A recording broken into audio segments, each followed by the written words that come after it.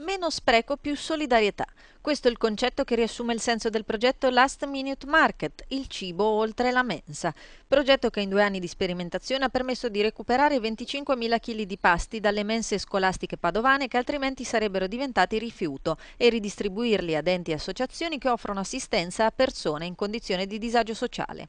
Si stima che in media siano stati distribuiti 200 pasti al giorno, raccolti dai volontari Caritas e del gruppo R. Molta più solidarietà se pensiamo che ogni giorno praticamente 200 persone a Padova, le meno abbienti, le senza diciamo nessun reddito, ecco, possono mangiare proprio recuperando quello che i bambini, ecco, dopo aver fatto anche il bis, ecco, sanno non sprecare, non rovinare. Alla sperimentazione hanno aderito 14 scuole dell'infanzia e primarie per un totale di 1.823 alunni, attività che per i ragazzi significa anche educazione alla cultura della lotta allo spreco e promozione di stili di vita indirizzati alla sobrietà. Ci auguriamo che oltre ad avere questa opportunità di ridurre il nostro spreco e di consumare in maniera più coerente, riusciamo anche ad aiutare i ragazzi ad essere loro coeducatori insieme dei loro genitori e delle loro famiglie per avere una società sempre più attenta.